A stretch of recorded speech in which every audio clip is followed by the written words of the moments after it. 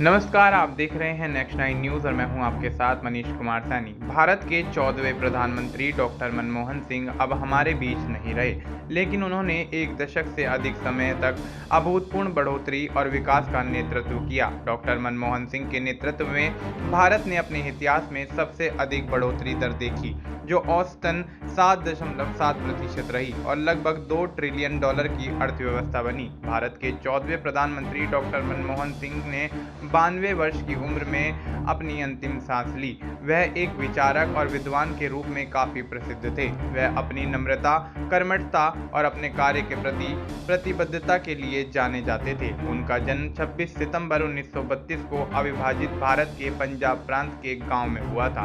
उन्होंने 1948 में पंजाब विश्वविद्यालय से मैट्रिक की शिक्षा पूरी की। उसके बाद उन्होंने अपनी आगे की शिक्षा ब्रिटेन के कैम्ब्रिज विश्वविद्यालय से प्राप्त की। 1957 में उन्होंने अर्थशास्त्र में प्रथम श्रेणी से ऑनर्स की डिग्री हासिल की। इसके बाद 1962 में उन्होंने ऑक्सफोर्ड विश्वविद्यालय के न्यूफील्ड कॉलेज से अर्थशास्त्र में डी.फिल किया। उन्होंने अपनी पुस्तक भारत में निर्यात और आत्मनिर्भरता और विकास की संभावनाएं में भारत में निर्यात आधारित व्यापार नीति की आलोचना की थी।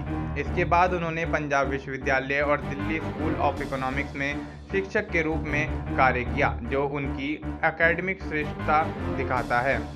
इसी बीच में कुछ वर्षों के लिए उन्होंने UNCTAD सचिवालय के लिए भी काम किया। इसी के आधार पर उन्हें 1987 और 1990 में जिनेवा में दक्षिण आयोग के महासचिव के रूप में नियुक्त किया गया। 1971 में डॉक्टर मनमोहन सिंह वाणिज्य मंत्रालय में आर्थिक सलाहकार के रूप में शामिल हुए। 1972 में उनकी नियुक्ति वित्त मंत्रालय में मुख्य आर्थिक सलाहकार के रूप में हुई।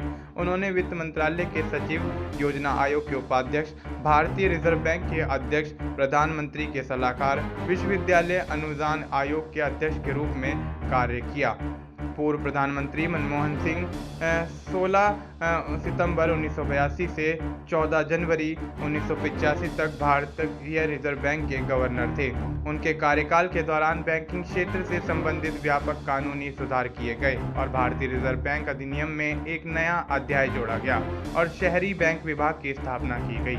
RBI में अपने कार्यकाल के बाद उन्होंने वित्त मंत्री नियुक्त होने से पहले कई पदों पर काम किया। वित्त मंत्री के रूप में उनका कार्यकाल इस तथ्य के लिए उल्लेखनीय था कि उन्होंने भारत में उदारीकरण और व्यापक सुधारों की शुरुआत की।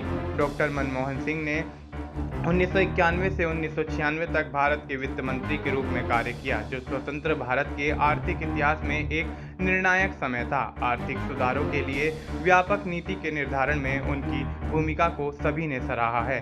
भारत में इन वर्षों के उनके व्यक्तित्व के अभिन्न अंग के रूप में जाना जाता है।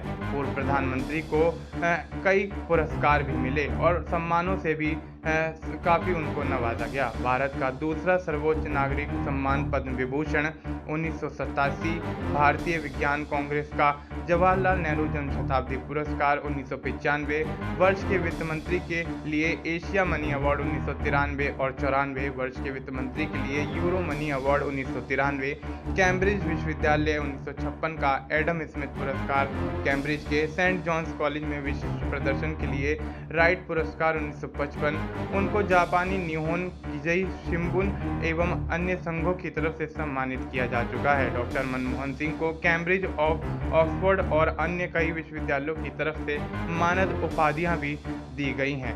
पूर्व प्रधानमंत्री डॉक्टर मनमोहन सिंह ने कई अंतर्राष्ट्रीय संगठनों और सम्मेलनों में भारत का प्रतिनिधित्व किया है।